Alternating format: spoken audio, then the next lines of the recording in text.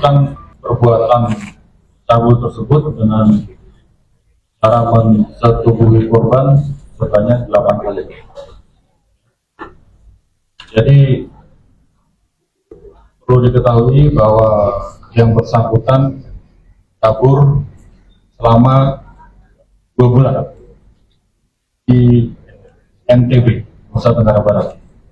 Kemudian berdasarkan penyelidikan dan kerja keras dari tim Reskrim Polres Sumedang, berkoordinasi dengan Polda NTB, tim Satreskrim dengan gigih berhasil mengamankan tersangka tersebut dan dijemput di NTB.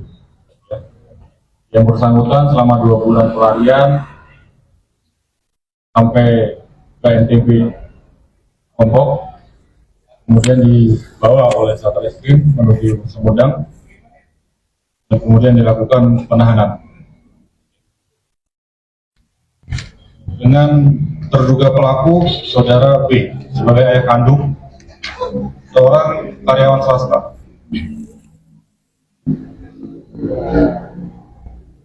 Saksi-saksi ada 3 orang, dengan modus operandi memaksa korban untuk bersetubuh sebanyak 8 kali. Jika tidak mau melayani atau melakukan persetubuhan, diancam dengan pemukulan, pemukulan. Kemudian diancam dengan tindak pidana kekerasan lainnya, sehingga yang bersangkutan korban mau melakukan kegiatan tersebut. Yang mana untuk yang ke-8 kalinya korban berjanji untuk tidak melakukan persetubuhan lagi karena ini yang terakhir menurut pengakuan tersangka. Kemudian korban menuruti dengan janji ini yang terakhir, sehingga dilakukanlah tindak pidana tersebut ke-8 kalinya. Kemudian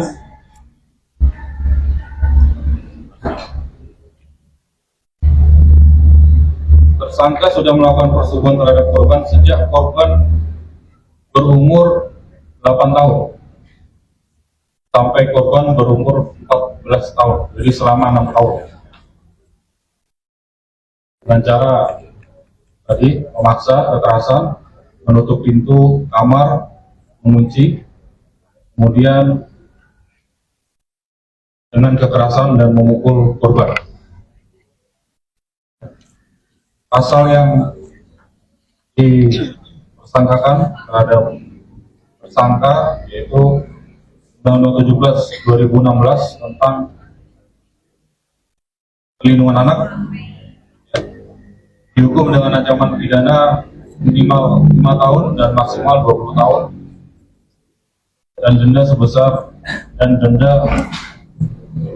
miliar rupiah. Kemudian kami hadirkan juga di sini dari Dinas Pemberdayaan Perempuan dan Anak, yang mana merupakan ini concern daripada Ibu Menteri terhadap kasus-kasus yang melibatkan anak-anak yang mengalami kekerasan atau tindakan kejahatan seksual yang menjadi perhatian dari Ibu Menteri, yang kami hadirkan di sini untuk membantu konseling bagi korban, yang mana korban tersebut bagaimana tadi usia 8 sampai 14 tahun, mungkin di kurun 6 tahun tersebut mengalami trauma baik psikologi maupun psikisnya, sehingga dibutuhkan konseling dan bimbingan. Mengingat masa depan korban juga masih panjang, usia 14 tahun itu kurang lebih masih SMP, lulus SMP sampai dengan SMA nanti. Jadi diharapkan konseling tersebut menumbuhkan kepercayaan diri kembali bagi korban sehingga mampu atau mau beraktivitas seperti biasa, seperti semula, sehingga perlu dilakukan pendampingan supaya bisa tetap bergaul dengan teman-temannya sehingga tidak merasa rendah diri dan merasa dikucilkan. Pendampingan ini sangat dibutuhkan untuk mengembalikan korban ke kondisi semula, walaupun memang agak sulit. Mungkin ada sepatah dua kata dari Bu Eki dari Pemberdayaan Perempuan dan Perlindungan Anak. Terima kasih. Mungkin terkait kasus ini, kami dari bidang P3A sejak mendapat laporan sudah melakukan penjangkauan kepada korban dan juga keluarganya. Kemudian kami lakukan pendampingan baik dari psikolog, kemudian juga hipnoterapis untuk mendampingi korban ini supaya tidak trauma terus-menerus. Dan alhamdulillah sekarang anaknya sudah beraktivitas mau sekolah meskipun memang masih didampingi oleh kami. Barangkali itu dari saya tambahannya. Terima kasih. Kemudian mungkin izin apa yang menjadi faktor pelaku nekat melakukan aksi kejahatan ini? Jadi faktor dari pelaku itu adalah karena nafsu, karena sering melihat tersangka mandi, kemudian sering melihat tersangka ganti baju, sehingga timbullah nafsu untuk melakukan kejahatan atau tindak pidana seksual tersebut. Kemungkinan dari video porno hanya 2 orang. Tinggalnya Ibunya sering bekerja, jadi ayah ibu sering bekerja, sehingga luput dari pengawasan ibunya. apakah ada pengaruh dari video porno juga kemudian? Coba kita tanyakan ya, kita tanyakan. Ini tanyanya langsung ke tersangka di jangan ke saya tidak tahu jawabannya apa. Kamu selain apa melihat korban sering mandi, apa yang membuat kamu melakukan hal tersebut?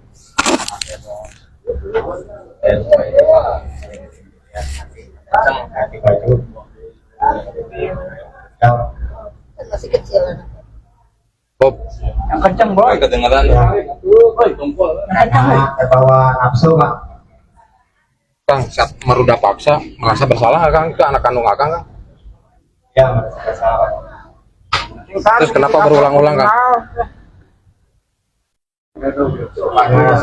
Nafsu Pak. Sering nonton video porno? Enggak pernah Pak. Game online. Pada saat mengajar ada rasa hilang nggak kan? Dia sosial. Iya Pak. Jarang Pak. Anaknya cuma satu anak satu-satunya. Satu. Pada saat melakukan iban nggak Pak? Ada rasa iban? Kasihan Pak. Sudahnya kasihan Pak.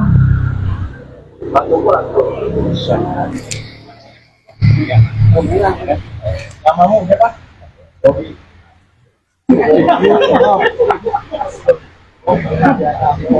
Udah ya. Oke.